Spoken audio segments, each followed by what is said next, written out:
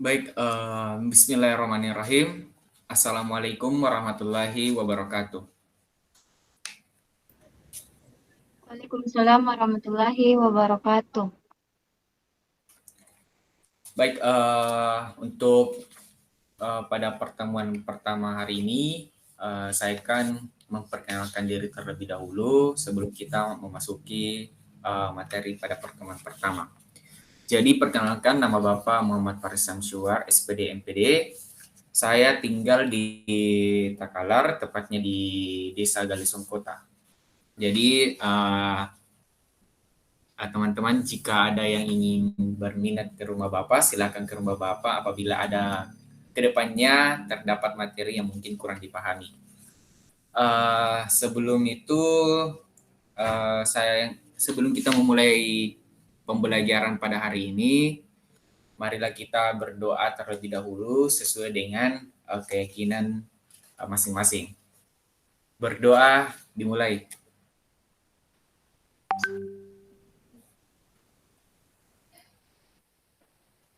Selesai. Baik, bagaimana kabarnya anak-anak pada pagi hari ini? Alhamdulillah baik, Pak. Baik, Ya, Pak. Alhamdulillah. Alhamdulillah kalau kalian dalam kondisi baik-baik saja. Sebelum kita memasuki pembelajaran, saya akan absen dulu ya, terlebih dahulu. Jadi yang pertama itu ada Citra Widya.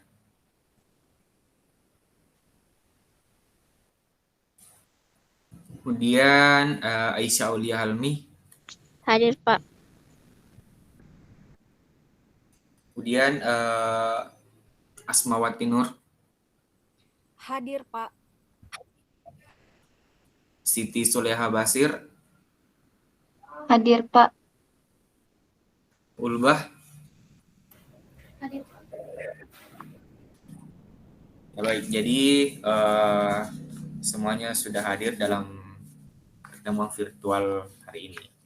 Baik, sebelum kita memulai perkuliahan pada hari ini, saya akan membacakan beberapa kompetensi inti, kompetensi dasar, indikator pencapaian kompetensi dalam studio kamera dan lighting, tujuan pembelajaran kita pada mata kuliah hari ini, kemudian materi pembelajaran yang akan dibahas beberapa pertemuan ke depan, kemudian saya akan sampaikan pendekatan, model, dan juga metode pembelajaran yang akan kita gunakan selama pembelajaran studio kamera dan lighting, dan kemudian saya akan memberikan juga beberapa kegiatan pembelajaran kita yang akan dilaksanakan ke depannya. Jadi kompetensi inti pada mata kuliah studio kamera itu kita perlu memahami, menerapkan, menganalisis, dan mengevaluasi tentang pengetahuan faktual, konseptual, operasional dasar, dan metakognitif sesuai dengan bidang dan lingkup kerja studio kamera dan lighting pada tingkat teknik, spesifik, detail, dan kompleks. Berkenaan dengan ilmu pengetahuan juga tidak lepas dari yang namanya teknologi, seni, budaya, dan humaniora dalam konteks pengembangan potensi diri sebagai bagian dari diri kita sendiri dan juga orang lain. Nah, kemudian ada kompetensi dasar yang akan kita bahas pada mata kuliah studio kamera dan lighting, yaitu bagaimana penggunaan kamera dan lighting, serta saya akan menguji pemahaman dalam penggunaan kamera dan lighting. Kemudian adapun indikator pencapaian kompetensinya, yaitu memahami jenis-jenis kamera, memahami lighting dan aksesorisnya, melakukan pengujian penggunaan kamera, melakukan pengujian terhadap penggunaan lighting dan aksesoris. Kemudian ada tujuan pembelajaran yang harus dicapai untuk anak-anakku sekalian. Yang pertama itu adalah mengetahui dan menjelaskan jenis-jenis kamera yang sesuai dengan materi yang akan diajarkan ke depannya. Kemudian mengetahui dan menjelaskan penggunaan lighting dan aksesoris, memahami penggunaan kamera dan lighting serta aksesorisnya juga. Kemudian akan dilakukan mungkin ya, atau pasti akan dilakukan praktek langsung ya, nanti proyeknya atau tugas-tugas biasanya saja. Kita akan melakukan praktek yang akan lakukan beberapa pertemuan. Kemudian pada praktek tersebut diharapkan mahasiswa itu atau siswa pada yang hadir pada pertemuan hari ini dapat melakukan pengujian kamera sebagaimana yang sudah dipelajari secara baik dan bertanggung jawab. Kemudian melakukan pengujian lighting dan penggunaan aksesoris kamera sebagaimana yang sudah dipelajari secara baik dan bertanggung jawab. Kemudian melakukan pengujian antara kamera dan lighting serta aksesorisnya secara bersamaan dalam lingkup kecil hingga besar. Kemudian materi pembelajaran kita yang akan dibahas pada pertemuan 1 dan 2 itu ada jenis-jenis kamera, kemudian ada lighting dan juga aksesoris kamera. Nah, untuk pada studio kamera dan lighting ini, kita menggunakan pendekatan project basic learning. Jadi kedepannya mungkin akan berfokus pada project saja supaya siswa-siswa yang mengambil mata kuliah studi kamera tersebut ini tidak hanya memahami berdasarkan hanya teori saja, tetapi juga dapat mengaplikasikannya. Kemudian ada model pembelajaran yang akan digunakan, yaitu model pembelajaran kooperatif. Jadi kedepannya saya akan membagi kelompok atau mungkin sebentar saya akan membagikan kelompok. Jadi kelompok tersebut nanti pada saat UTS atau UAS akan diadakan proyek besar dan nanti itu kelompoknya akan berperan penting semuanya dalam ikut serta proyek tersebut. Kemudian ada metode yang akan kita gunakan pada mata kuliah hari ini yaitu metode ceramah, diskusi, praktik, dan juga presentasi. Oke baik, itulah beberapa penyampaian tadi terkait dengan indikator ketercapaian, beberapa indikator ketercapaian pada studio kamera dan lighting. Nah, baik untuk pada materi kali ini kita akan membahas terkait dengan beberapa jenis-jenis kamera dan juga aksesorisnya. Jadi lighting itu akan dibahas pada pertemuan selanjutnya. Nah, baik kita langsung saja mempresentasikan materinya ya. Saya akan share screen.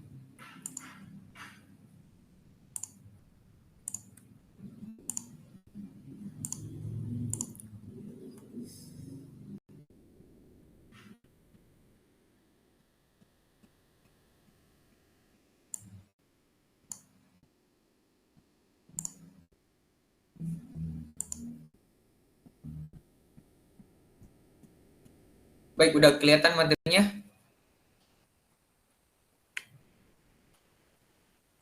Sudah, Pak. Ya, baik. Jadi pada pertemuan pertama ini kita langsung saja memasuki materi ya, karena ini hanya pengantar saja. Jadi pertemuan pertama ini kita akan membahas terkait dengan beberapa jenis-jenis kamera dan aksesorisnya. Nah, jadi pada materi hari ini kita akan membahas terkait dengan jenis-jenis kamera dan juga aksesoris kamera. Nah, pertama itu ada jenis-jenis kamera. Yang pertama adalah kamera pocket, di mana kamera pocket ini atau kamera saku digital ini biasanya otomatis yang menggunakan format pengambilan gambar dan penyimpanan digital ini dengan ukuran yang sangat kecil dan ringan. Jadi kamera pocket ini yang cocok bagi pemula-pemula yang ingin menjadi seorang fotografer. Tapi pada kamera pocket ini kekurangannya pada saat kita melakukan pemetaan itu lama. Tidak seperti dengan kamera-kamera terbaru yang keluaran pada tahun-tahun belakangan ini. Kemudian yang kedua ada kamera prosumer, di mana istilah prosumer ini merupakan gabungan profesional dan juga konsumer. Disebut sebagai model prosumer ditandai dengan kemampuan point dan juga shot. Kemudian kamera prosumer memiliki fitur lebih canggih dibandingkan pocket kamera, antara lain seperti yang dimiliki kemampuan pemakaian secara manual untuk mengatur exposure, ISO, tersedianya format raw image capture. Yang membedakannya dengan kamera DSLR adalah lensanya yang tidak interchangeable atau diganti. Kemudian yang ketiga ada kamera SLR atau DSLR, di mana kamera SLR adalah kamera yang menggunakan cermin refleks untuk memantulkan cahaya dari lensa ke viewfinder. Kemudian ada kamera DSLR, di mana kamera DSLR adalah kamera yang menggunakan teknologi digital untuk merekam gambar. Yang keempat ada kamera mirrorless, di mana kamera mirrorless ini sesuai namanya yaitu kamera yang tidak memiliki bilah kaca atau mirror. Kamera ini memiliki pengaturan yang sama dengan kamera DSLR, akan tetapi memiliki ukuran lebih ramping dari DSLR itu sendiri. Yang kelima, kamera Lomo. Lomo adalah nama merek yang disadur dari perusahaan pembuatnya atau Lomo PLC. Awalnya kamera ini banyak digunakan oleh intelijen Rusia untuk melakukan tugas. Kemudian ada kamera Polaroid, kamera yang dapat memproses foto sendiri di dalam badan kamera setelah dilakukan pemotretan. Kamera Polaroid ini menggunakan film khusus yang dinamakan film Polaroid. Kamera Polaroid ini dirancang untuk pertama kalinya oleh Edwin Land pada tahun 1947. Yang ketujuh ada kamera underwater, di mana memiliki daya tahan di dalam air dan mampu bekerja dengan baik meskipun pengambilan gambar dilakukan untuk menjelajahi dunia bawah laut. Yang kedelapan ada kamera studio. Kamera studio adalah kamera yang biasanya digunakan dalam studio atau indoor untuk memproduksi sebuah program acara televisi. 9 ada handycam atau kamera video 8, di mana kamera jenis ini tergolong analog. Nama video 8 diambil dari ukuran pita kaset sebagai bahan untuk perekaman gambar berukuran 8 mm. Konsumen kamera jenis ini biasanya digunakan untuk kebutuhan rumahan, bentuknya kecil, ringan, ramping, dan pas di tangan. Kemudian yang 10 ada kamera DF. Kamera ini berformat digital, selain itu tergolong kamera profesional yang digunakan standar broadcast. Kemudian kamera Betacam SP, di mana Betacam SP ini adalah sebuah format rekaman analog yang dikembangkan oleh Sony pada tahun 1986 dan sering digunakan dalam industri siaran televisi dan produksi video profesional hingga akhir 1990-an. Ke-12 ada kamera mobil. Kamera jenis ini adalah format digital terbaru dengan kualitas gambar yang tinggi. Yang cara penggunaannya semua kru dan sutradara melakukannya di atas mobil, dan kamera pun menggunakan jimmy chip agar bisa bergerak ke segala arah. Kamera high definition ke-13, di mana adalah kamera video yang dapat merekam video dengan resolusi tinggi yang lebih tinggi daripada resolusi standar definisi. Resolusi video high definition mencakup minimal 720 piksel baris vertikal dan 1280 piksel baris horizontal. Yang ke-14 ada Kogam 12MP Action Camera 1080p, di mana biasanya kamera ini digunakan untuk merekam video slow motion dan time lapse, sehingga cocok untuk merekam momen aksi atau aktivitas yang membutuhkan waktu yang lama. Nah, kemudian ada aksesoris kamera. Jadi beberapa kamera juga ini kita tidak boleh lepas dari yang namanya aksesoris kamera. Yang pertama ada lensa. Lensa memiliki jenis kegunaan dan fungsi yang berbeda. Lensa ini dibagi menjadi 3 jenis, dilihat dari focal length lens atau panjang lensa, yaitu wide, normal, dan juga tele. Di mana lensa wide itu dia memiliki focal length sebesar 50 mm, memiliki sudut pandang yang lebar. Yang lebar semakin kecil milimeternya, misalnya 12 mm, maka sudut pandangnya lebih luas. Jenis fotografi yang cocok dengan lensa ini yaitu landscape atau pemandangan, interior atau area yang luas. Kemudian ada lensa normal, di mana dia memiliki lensa focal length yang sama dengan lensa wide yaitu 50 mm, memiliki sudut pandang yang sama dengan mata kita. Lensa ini sedikit distorsi, sering dipakai untuk jenis fotografi, potret, dan juga close up atau close up. Kemudian ada lensa tele. Lensa tele memiliki focal length di atas 50 mm, memiliki sudut pandang lebih sempit. Biasanya menggunakan lensa ini yaitu sport atau foto-foto dengan objek yang jauh. Kemudian ada yang kedua, lensa tilt shift, di mana memiliki focal length 17 mm, 24 mm, 45 mm, hingga 90 mm. Biasanya ini digunakan dalam mengurangi distorsi yang dipakai untuk memotret arsitektur dan yang landscape. Lensa ini biasanya juga digerakkan ke arah tertentu, naik, turun, kanan, ataupun kiri. Kemudian ketiga ada lensa Fish Eye, di mana lensa ini memiliki bentuk seperti mata ikan. Lensa ini memiliki efek melingkar dengan sudut pandang 180 derajat, memiliki distori paling besar, sehingga objek yang difoto berbentuk melengkung atau melingkar. Yang keempat ada vertical grip. Biasanya ini digunakan dalam memotret dengan format vertikal yang digunakan pada pemotretan model atau biasa juga digunakan pada jurnalisme.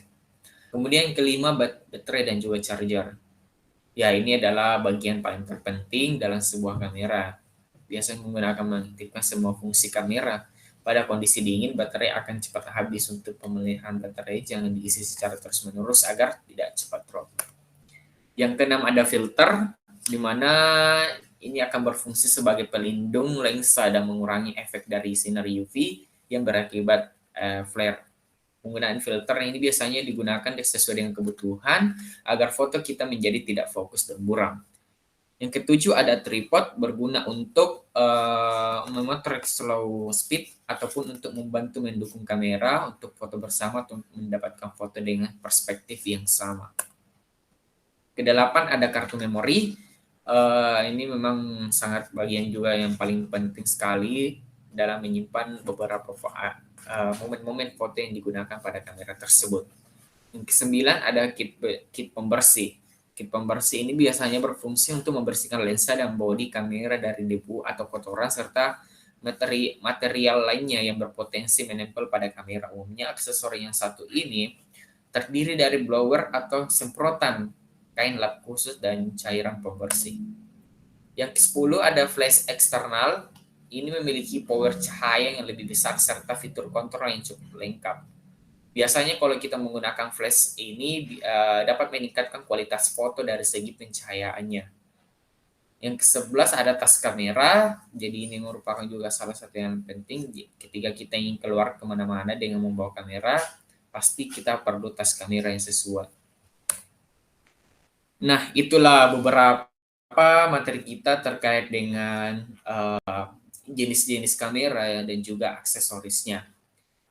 Jadi selanjutnya karena kalian tadi sudah dengar ya apa yang saya jelaskan tadi, semoga tersimpan semuanya pada kepalanya dan dapat diingat semua apa yang saya jelaskan tadi. Baik, untuk selanjutnya saya akan berikan kesempatan kepada teman-teman apabila pertanyaan apa yang materi tadi ada yang ingin dipertanyakan terlebih dahulu. Kalau tidak ada yang bertanya, saya akan bertanya kepada kalian. Jadi silakan ya, ada yang bertanya.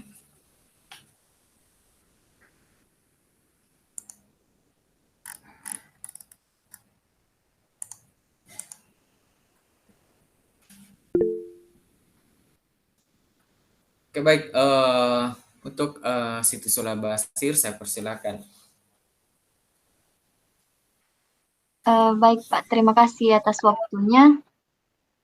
Saya ingin sedikit bertanya mengenai cara pemilihan kamera untuk ruangan terbuka, khususnya di bagian studio.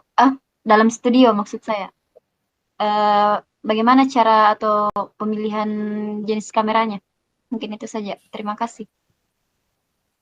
Ya, baik, Siti Sola Basir, pertanyaannya sangat bagus sekali. Jadi bagaimana cara memilih jenis kamera yang tepat untuk dipakai dalam studio? Memilih kamera itu yang tepat untuk dipakai dapat menjadi tugas yang cukup rumit juga, karena memang beberapa faktor yang perlu dipertimbangkan dalam memilih kamera yang tepat itu adalah yang pertama adalah sensor kamera, di mana sensor kamera yang besar itu dapat menghasilkan gambar yang lebih banyak detail dan warna yang lebih akurat. Kamera full frame misalnya atau medium format dapat menjadi pilihan yang baik untuk keperluan studio. Namun memang kamera dengan sensor AP3, APS-C atau micro four thirds itu juga dapat memberikan hasil yang cukup baik. Kemudian ada resolusi. Ya, jadi yang perlu dipertimbangkan juga adalah resolusinya, di mana kamera dengan resolusi tinggi itu dapat menghasilkan gambar dengan detail yang lebih tinggi dan bisa dicetak dalam ukuran yang lebih besar. Oleh karena itu, kamera dengan resolusi minimal 20 megapiksel lah dapat menjadi pilihan yang baik untuk keperluan studio. Kemudian itu ada kemampuan pengaturan ISO. Jadi kamera yang memiliki kemampuan pengaturan ISO itu yang tinggi akan sangat berguna ketika harus menangani kondisi pencahayaan rendah dalam studio. Jadi sebaiknya memiliki kamera dengan kemampuan ISO yang tinggi tanpa terlalu banyak pengorbanan kualitas gambarnya. Kemudian yang perlu diperhatikan itu adalah kelengkapan fitur, di mana kamera yang memiliki fitur seperti bracketing, multiple exposure, dan juga live view itu dapat membantu dalam membuat gambar yang lebih kreatif di dalam studio. Kemudian ada kompatibilitas dengan aksesoris. Nah, ini mungkin juga bagian dari hal-hal yang penting sekali karena dapat dipastikan bahwa kamera yang dipilih kompatibel dengan aksesor seperti flash, remote shutter release, dan lensa itu sangat diperlukan dalam keperluan studio. Mungkin itu untuk siswa Siti Surah Basir bagaimana? Baik, Pak, sudah dimengerti. Terima kasih. Baik, terima kasih Siti Surah Basir. Baik, apakah masih ada yang ingin ditanyakan?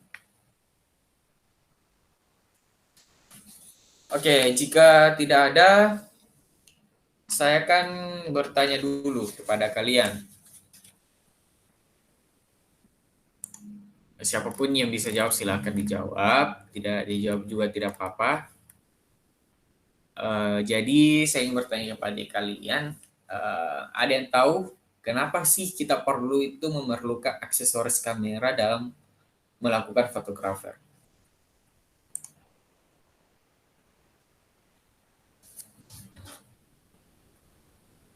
Saya, Pak.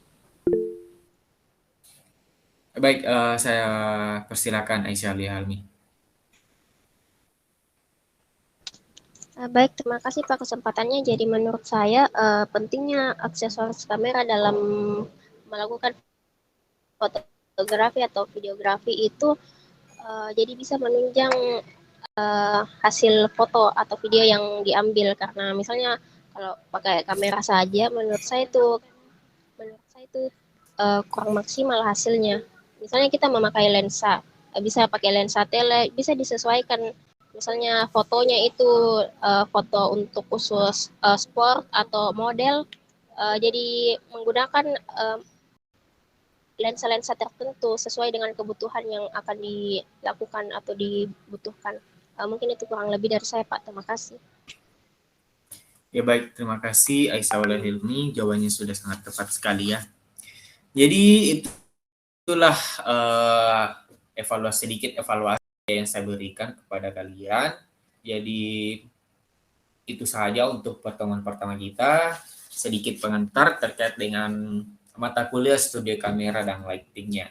Jadi untuk pertemuan selanjutnya itu kita akan membahas terkait lighting lagi. Jadi minggu depan itu silahkan teman-teman persiapkan diri dulu. Silahkan teman-teman cari materinya dulu, baca-baca materinya di internet terkait dengan lighting, karena itu akan menjadi pembahasan kita pada pertemuan selanjutnya.